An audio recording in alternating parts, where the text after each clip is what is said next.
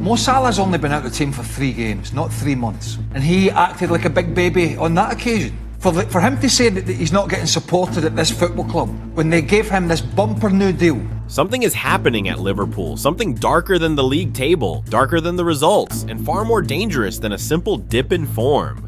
Because 8 months ago, this club lifted the Premier League trophy with Mohamed Salah smiling at the heart of it all. Today, the same Salah is sitting on the bench 3 games in a row, watching his team collapse from the sidelines, and telling the world he has been thrown under the bus. He says promises were broken. He says he no longer has a relationship with the manager. He says he doesn't even know if he'll play his final match at Anfield before leaving for AFCON. Seems like the club is throwing me under the bus. That's how I feel it. I think it's very clear that someone wants me to get all the blame. The club promised me in the summer for a lot of promises and nothing. So far, I'm in the bench 3 games, so I can't say that they keep the promise. Before I had a good relationship with the manager, and out of the sudden, we don't have any relationship. Meanwhile, Liverpool, after spending nearly £450 million on a historic rebuild, have delivered their worst run in 71 years, conceding late goals, crumbling at set pieces, and looking nothing like the champions they were just a season ago. Something is wrong, something no one inside Anfield wants to admit, and it goes far beyond tactics, form, or transfer mistakes. Because this crisis isn't just about a struggling team, it's about a legend, a dressing room under pressure, and a club quietly tearing itself apart from the inside. So what's really happening between Mohamed Salah, Arne Slot, and Liverpool Football Club? You'll see a side of this crisis nobody else is talking about. Arne Slot had delivered the Premier League title in his first season, and Mohamed Salah, Liverpool's all-time Premier League top scorer, stood at the center of it all. It felt like the beginning of a new era, a refreshed system, a new manager who trusted his star, and a team ready to dominate English football again. But what no one knew back then was that the seeds of this season's disaster were already being planted, because instead of refining the champions, Liverpool attempted to reinvent them. Over the summer, the club spent close to £450 million, the biggest rebuild in its modern history. Florian Wirtz arrived for well over £100 million. Hugo Ekitike followed with a fee in the £70 to £80 million range. Jeremy Frimpong and Milos Kerkez completed a window that looked, on paper, like a masterclass in long-term planning. And finally, Alexander Isak arrived as the headline signing for a British record fee in the £125 to £130 million region. The idea was simple: reinforce the squad, lower the average age, and build a dynamic new front line around Salah. Not without him, but football isn't a spreadsheet, and chemistry doesn't follow a price tag. Liverpool's title defense collapsed almost immediately. In the first 8 league matches, a team that once prided itself on defensive control conceded 11 goals, compared to just 3 at the same stage the previous season. Suddenly, every corner felt dangerous, every free kick a panic moment, set-piece frailty, something Liverpool had eliminated under Klopp, returned with a vengeance. And while the defense stumbled, the attack began to lose its identity. Wirtz and Isak, the 2 marquee signings expected to carry Liverpool into a new era, couldn't even build basic on-field chemistry. In one match, they famously failed to complete a single pass to each other. The team's XG per shot dropped to its lowest level in nearly a decade, signaling a front line creating chances out of hope, not structure. All of this made Salah's struggles impossible to hide. He began the season slower than usual, just 4 Premier League goals and 5 in all competitions by December. His trademark explosiveness was now mixed with long, quiet stretches, and for the first time, his defensive limitations, once covered by teammates who pressed relentlessly, became exposed inside Slot's system. The most painful irony? The rebuild meant to empower Salah ended up destabilizing the entire framework around him. Liverpool tried to evolve too fast, too drastically, and too expensively. Instead of integrating new weapons into a champion system, they rewired the entire machine, and Salah, the symbol of the old guard, became the unintended casualty. The fall didn't begin with the Leeds interview. It didn't begin with the benching. It began here, in the aftermath of title glory, when Liverpool chased a brighter future and walked straight into the dark. Liverpool's downfall wasn't a sudden explosion. It was a slow, painful unraveling, and it began long before Mohamed Salah ever opened his mouth. The major warning sign came at Anfield. In a match Liverpool were expected to control from the first whistle. Instead, they were humiliated. Nottingham Forest came to Anfield and won 3-0. A result like that doesn't happen to a reigning champion unless something is very wrong beneath the surface. Structurally, psychologically, tactically, and with Liverpool, all three were beginning to fail at once. Set pieces became an instant crisis. The same club that once went months without conceding a single set-piece goal was now leaking them constantly. Positioning was inconsistent, marking broke down, confidence disappeared, and the numbers reflected it. Liverpool's goalkeeper save percentage collapsed from 88% last season to around 58% during this stretch.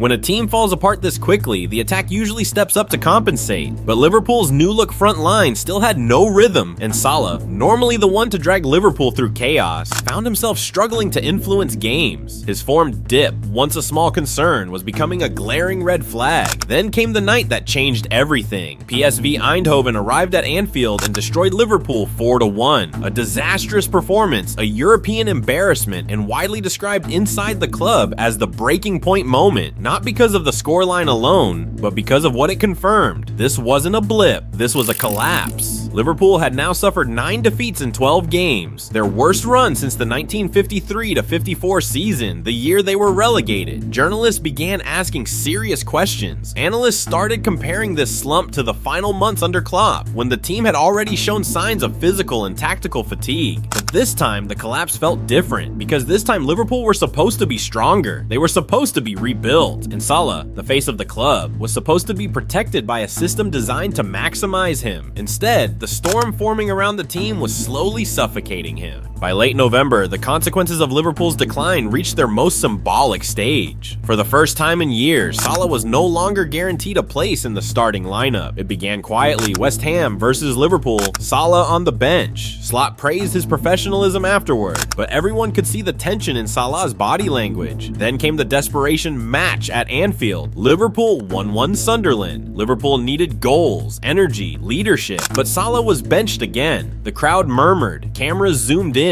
The narrative shifted from dip in form to something is wrong here. And then, the final straw, Leeds 3-3 Liverpool. Salah benched for the third consecutive Premier League match and never played a single minute. Liverpool blew 2 leads. Slot was criticized again, and Salah, Liverpool's greatest attacking icon of the era, sat helplessly on the sideline watching a team that no longer felt like his. The message was now undeniable. Slot wasn't just rotating, he wasn't protecting fitness, he was making a statement. It didn't help that Slot had already benched Isak, Wirtz, and Ekitike earlier in the season, searching desperately for the right formula. But Salah's demotion hit differently, because with him, it wasn't about finding a system, it was about losing trust. Salah's defensive limitations, once manageable inside Klopp's high-pressing machine, became glaringly obvious in Slot's system, especially with new signings failing to provide the pressing intensity Liverpool relied on. And the rebuild designed to elevate Salah had done the opposite. It made him look isolated, exposed, replaceable. The cracks were no longer tactical, they were personal. And as Salah sat on the bench at Elland Road, watching another chaotic draw unfold without him, something inside him snapped. The legend began to feel cornered, and the world was about to hear exactly how he felt. Elland Road, December 2025. This was supposed to be the night Liverpool got back on track. Instead, it became the night everything fell apart. Liverpool led 2-0, comfortable,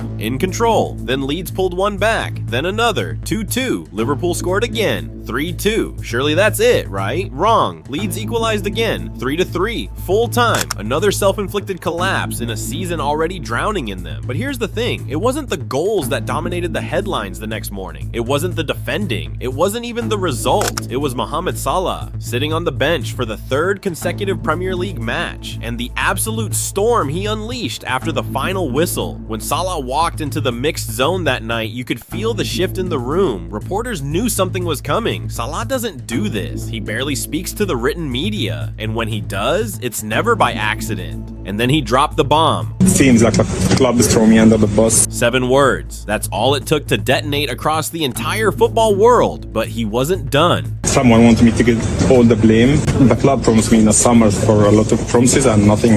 Before I had a good relationship with the manager, and out of the sudden, we don't have any relationship. And then this. He'd called his family, told them to come to Anfield for the Brighton match because, and these are his words, "I don't know what is going to happen." Raw, emotional, unmistakable. This wasn't just frustration anymore. This was betrayal. The comparisons came instantly. Ronaldo, 2022, the Piers Morgan interview, that same tone, that same timing, a legend fighting against the institution that once worshipped him. But Salah's situation, it hit different because Ronaldo was already on his way out of Manchester United. Everyone knew it. But Salah, he was still supposed to be the guy at Liverpool, the king of Anfield, the face of Arne Slot's new era. Except the numbers were telling a different story. Just 5 goals in 18 to 19 games. Only 9 goals in his last 33 club matches dating back to February. Look, we all saw the decline coming, but no one wanted to say it out loud. Not about Mohamed Salah, not about a Liverpool legend. But that night at Ellen Road, Salah said it for everyone. For the fans who'd been sensing something was off. For the teammates who were watching their confidence drain away. And for himself, a legend watching his place in the team disappear right in front of his eyes. The private tension, it just became a very public war. Here's what Salah's words did. They exposed everything that had been simmering beneath the surface for months. Inside that Liverpool dressing room, things were already cracking. Younger players unsure of their roles. New signings struggling to fit in. Veterans trying to hold together a ship that didn't feel like Liverpool anymore. And then Virgil van Dijk, the captain, stepped up with his own message. Everyone must earn their place. Now on the surface, that's a captain backing his manager. But read between the lines, that's also Van Dijk drawing a very clear boundary. No one, not even Mohamed Salah, is bigger than this team. And if that wasn't clear enough, the hierarchy made it crystal clear. Richard Hughes, FSG, the people who actually make the decisions. Their stance? Liverpool would not be choosing Salah over Arne Slot. Think about that for a second. A player who's carried this club for nearly a decade, and they've essentially said, the manager stays, the player, we'll see. Devastating. Oh, and by the way, all of this is happening while Liverpool are imploding in the Champions League too. That humiliating defeat to PSV, it dropped them to 13th in the league phase table. 13th for a club that expected, no, demanded a top 8 finish and automatic qualification. Unthinkable. And the fan base? Completely torn apart. Half of them still see Salah as the Egyptian king, a legend being disrespected at the end of a glorious career. The other half? They see a fading star who can't accept that his time is running out. And caught in the middle of all this chaos, Liverpool's identity slipping away. This stopped being about one player or one manager or one bad result a long time ago. This is about a club losing its way, losing its unity, losing everything that made them one of the most feared teams in Europe. Salah's outburst didn't cause this crisis. It just ripped the curtain back and showed everyone what was really happening behind closed doors. Brutally, publicly, irreversibly. The dark side of Liverpool's season, it's out in the open now. And there's no putting it back in the box. For 8 years, Mohamed Salah operated in an environment tailored to his strengths. Jurgen Klopp's system covered his defensive shortcomings with relentless pressing around him, gave him freedom to stay high, and created transition moments where his pace and timing made Liverpool devastating. But this season, the framework changed, and Salah's world changed with it. Arne Slot's structure demands a different kind of winger. The pressing triggers start earlier. The wide forwards must close half spaces aggressively, and the counter press relies on synchronized movements from all 3 attackers. Salah, now 33, cannot hit those triggers with the intensity required, especially in a team where the midfield and front line have been rebuilt around younger, more dynamic profiles. His numbers reflect the shift. Salah has just 5 goals in 18 to 19 appearances this season, and only 9 goals in his last 33 games, stretching back to February. For a player who has spent nearly a decade guaranteeing elite output, this is a drop that cannot be hidden inside the tactical noise. More concerning for the staff is that the dip is not only in goals, it's in involvement, sprint volume, and pressing recoveries. His influence no longer shapes Liverpool's attacking patterns as consistently as before. Slot's system doesn't allow passengers in defensive transitions. When Salah stays high during defensive phases, the entire right side becomes vulnerable. Opponents target that channel, force overloads, and draw fouls or corners, areas where Liverpool have been unusually fragile this season. Several analysts highlighted moments where where Salah's delayed tracking contributed to set-piece pressure, and at a time when Liverpool concede more set-piece goals than almost every team in the league, those small cracks matter. The new signings have unintentionally amplified the problem. Wirtz likes to drift left to central, Isak drops deep to link play, and Ekitike prefers running channels rather than defending them. Their movements demand a right-sided forward who can press, drop, and rotate, responsibilities Salah handled less frequently even during his peak years. With less protection behind him and less compatibility beside him, his weaknesses are no longer masked, they're magnified. For the first time since arriving at Anfield, Salah is not the automatic first name on the team sheet, not because his legacy has faded, but because the tactical ecosystem around him evolved faster than he could adapt. Slot isn't benching a legend for the sake of it, he's benching a player whose role, output, and physical profile no longer align with the demands of a chaotic, imbalanced team fighting to rediscover its identity. Salah's decline is not a story of ego or attitude, it's the story of a system that moved on without him. That context makes his words after the Leeds match echo even louder. When Salah said, "Oi, I will be at Anfield to say goodbye. I don't know what is going to happen." It wasn't theater, it was the voice of a player who feels the ground shifting beneath him. Brighton is scheduled to be his final match before departing for the Africa Cup of Nations. Under normal circumstances, AFCON is a temporary separation. Liverpool wait, Salah returns, everyone moves forward, but nothing about this season feels normal. Not his benchings, not the broken promises he mentioned, not the silence between him and Slot, not the uncertainty about his role when he comes back. Behind the scenes, Saudi Pro League clubs are preparing fresh bids, sensing vulnerability and opportunity. For the first time, Liverpool are not dismissing the possibility. With Slot under pressure and the club attempting to protect a new sporting direction, they cannot guarantee Salah playing time on his return. The reality is brutal. A legend might walk back into a dressing room where he no longer has a place. This is why Brighton feels symbolic. It could be a farewell without a formal goodbye, a final Anfield moment for a player who carried the club for nearly a decade. The emotional weight is heavy, not dramatic for the sake of drama, but because even Salah himself admitted that he doesn't know what comes next. Gonna be in Anfield, say goodbye to the fans, going to Africa Cup because I don't know what's gonna happen when I'm there.